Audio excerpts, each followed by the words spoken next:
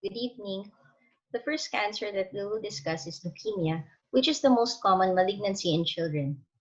It is a cancer that occurs when the body creates too many abnormal white blood cells and interferes with the bone marrow's ability to make red blood cells and platelets. So we have decreased red blood cells, decreased platelets, and decreased normal white blood cells. Most of the signs and symptoms of leukemia are an effect of this. There are several types of leukemia, depending on how quickly the disease progresses and on the type of cell affected. The most common is acute lymphoblastic leukemia. In ALL, the peak incidence occurs between 2 to 5 years of age, and there's a slight higher incidence in males. The focus of this lecture will be on the signs and symptoms, and they include the following: persistent fevers, bone pain, fatigue, weight loss, and recurrent infections. On physical exam, pallor and bleeding is due to decreased production by the bone marrow, and hepatosplenomegaly and lymphadenopathy is due to leukemic infiltration into these organs. A patient who presents with just one of these signs and symptoms probably does not have leukemia, but it's a combination of these symptoms that should raise a suspicion. We'll take a look at these signs and see when we should be concerned about leukemia. Fever. We are concerned about persistent fevers. Viral fevers often last 3 to 5 days and die down, but if the fever is prolonged, lasting for more than a week with no apparent diagnosis, we should be concerned. The fever in leukemia can be due to infections. They can have repeated infections due to decrease in normal white blood cells needed by the body to effectively fight infection, or the fever can be due to the leukemia itself. The most common cause of prolonged fever are still infectious causes, with tuberculosis and typhoid fever being more common in our setting. Rheumatologic disease follow, with juvenile idiopathic arthritis and SLE, and followed by neoplastic diseases like leukemia and lymphoma. In many cases, the fever resolves without a definite diagnosis. We can see here that leukemia is not a common cause of prolonged fever. But when should we worry? When the fever is prolonged for over 2 weeks and fails to respond to appropriate therapy and accompanied by night sweats, weight loss, pallor, petechiae, a mass, bone pain, and lymphadenopathy, this warrants an evaluation with a CBC and smear, blood culture, and chest x-ray. Bone pain is a presenting symptom in 20 to 30% of cases of acute leukemia. It is characterized as pain that occurs at night, awakens the child, and is persistent and intermittent. Localized pain associated with swelling or deformity may indicate a bone tumor, and we'll be discussing bone tumors later. Joint pain in leukemia may be mistaken for rheumatologic pain. A distinguishing feature in malignancy is that the pain does not improve with nonsteroidal anti-inflammatory medications. Morning stiffness and rash is more common in patients with juvenile idiopathic arthritis, whereas again, the pain in leukemia is often nocturnal and accompanied by decreased WBC and low normal platelet. That's why a CBC and smear is part of the proper evaluation of bone and joint pains, as well as radiographs and the CRP. Pallor. When pallor is clinically evident, we know that the patient has anemia and the hemoglobin level is probably already below 8 to 9 grams per deciliter. Red cells are responsible for delivering oxygen to the tissues, and when it's low, can manifest as fatigue or lightheadedness. To compensate and increase oxygen delivery, the heart rate increases, so there can be tachycardia, and his systolic ejection murmur can be heard. We check for pallor in the lower conjunctiva, tongue, nail beds having a sluggish capillary refill, and the palms. There are so many conditions that can cause pallor in children. In an acute setting, sudden blood loss or hemolysis can be considered. In cases where the onset is gradual, we think of disorders of red cell production or chronic blood loss. A reticulocyte count and MCV can help in the initial classification of anemia. If the reticulocyte count is high, we know that there is an adequate production of red cells by the bone marrow. Hemoglobinopathies, red cell membrane disorders, immune disorders, and other conditions can be considered. If the reticulocyte count is low or normal, bone marrow production of red cells is compromised and can be caused by congenital or acquired hypoplastic anemia, nutritional conditions, or chronic diseases. This is an algorithm for isolated anemia, but in the case of leukemia, we would seldom see anemia alone. There is usually accompanying thrombocytopenia in leukopenia or leukocytosis. The circulation time of platelets is much shorter than that of red blood cells, so the clinical findings of thrombocytopenia are often present by the time pallor develops in acute leukemia. This is an algorithm of anemia with other cell lines affected. The next step would be to do a peripheral blood smear, and in the case of leukemia, blast cells may be seen. A bone marrow examination will be done for diagnosis. Given the many possible causes of pallor, when should leukemia be part of the differential? We suspect it in the setting of accompanying bleeding because it means that there is also thrombocytopenia. Other findings such as lymphadenopathy, limb pain, and abdominal mass accompanying pallor should also raise a suspicion. Bleeding.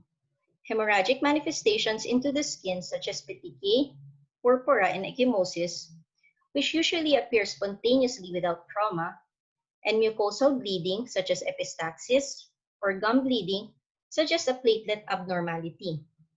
So this is in contrast to coagulation defects wherein the bleeding is deeper into the soft tissue, muscle, and joints. In mucocutaneous bleeding, it will help to take a look at the peripheral smear, and in leukemia, the platelets will be low and of normal size. When bleeding occurs, when should leukemia be part of the differential? We should be worried if bleeding is persistent and combined with other signs of bone marrow infiltration. Weight loss is defined as significant if there is a 10% decrease in a span of 6 months. There are two reasons for the weight loss in leukemia. One, the spleen can become enlarged and press on the stomach, causing the child to have a feeling of fullness and eat less. And two, it can be due to the cancer itself. The body is in an increased metabolic state, using up more energy, leading to weight loss.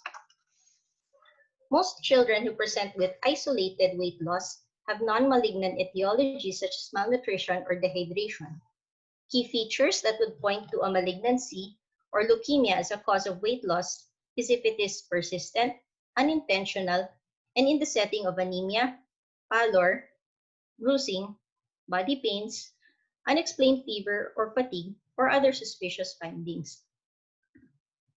Aside from the more common manifestations, these are some of the other signs that can be seen. Leukemia involving the central nervous system can present with symptoms related to increased intracranial pressure, including headaches and vomiting. Testicular enlargement can be an initial presentation, but it is more common in relapsed leukemia. A mediastinal mass, which is often associated with T-cell leukemia, can cause superior vena cava syndrome and present as dyspnea or swelling of the neck and face. Again, these are the more common signs and symptoms of leukemia, and any combination of these symptoms should raise a suspicion for leukemia and warrants further evaluation with the CBC and the smear. Looking at the CBC, up to 90% will have abnormalities including anemia or thrombocytopenia or both. The leukocyte counts are quite variable and can present with either leukopenia or leukocytosis. Leukemioid reactions can mimic leukemia with WBC counts more than 50. And this is a physiologic response to stress or infection. If the count keeps increasing despite adequate treatment of the underlying cause, a referral to a hematologist should be made. WBC counts higher than 100 are almost always indicative of leukemia. Peripheral smear is important to note the presence of immature cells, as it is not always mentioned in the routine CBC results. And this is how it will look like under a microscope. Again, any combination of these findings necessitates further evaluation. A bone marrow examination will be done for diagnosis, and the presence of more than 20% blast cells in the bone marrow is enough to make a diagnosis of leukemia. Patients with acute lymphoblastic leukemia will undergo chemotherapy, given several medications through IV, oral, and intrathecal route, and the treatment will last for 2 to 3 years. For ALL, the prognosis is better for patients between 1 to 9 years old, female, white cell counts less than 50 on diagnosis, and certain features in the karyotype provide a better prognosis for these patients. Okay, so that's it for leukemia, and our next topic is on the bone tumors in children. The malignant bone tumors constitute approximately 6% of all childhood malignancies. The peak incidence steadily increases throughout childhood and peaks at age 15, which coincides with the adolescent growth spurt, and then after which the rate declines. They are more common in males, and the two most common types are osteosarcoma and Eveningsarcoma.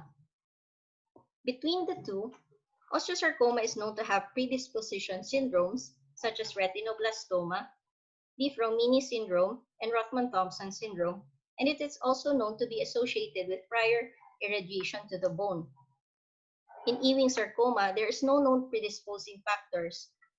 Both can have detectable metastasis at the time of diagnosis, and up to 20% already have metastasis to the lung and bone, and in Eveningsarcoma, it can also metastasize to the bone marrow. Osteosarcoma is more common in the metaphysis of the long bone, with the more frequent sites being the distal femur, proximal tibia, and proximal humerus. Eveningsarcoma most commonly involves the lower extremity, with the pelvis being the next most common site. In the long bones, it generally originates in the diaphysis. Signs and symptoms include a dull, aching, pain, initially intermittent, and then can become persistent. Pain was described to be related to strain in most patients. A palpable mass was appreciated, and some had pain at night and a pathologic fracture.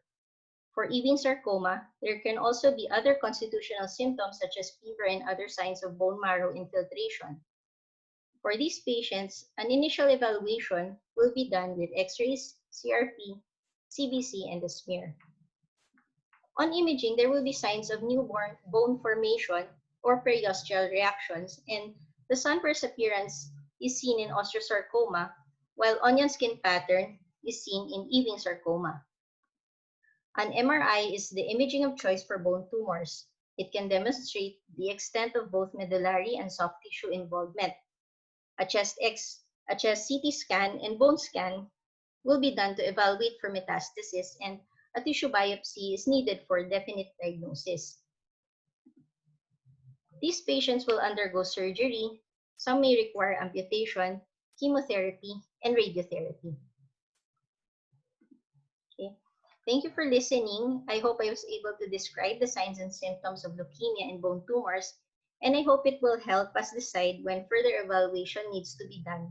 Remember that an early diagnosis means better survival.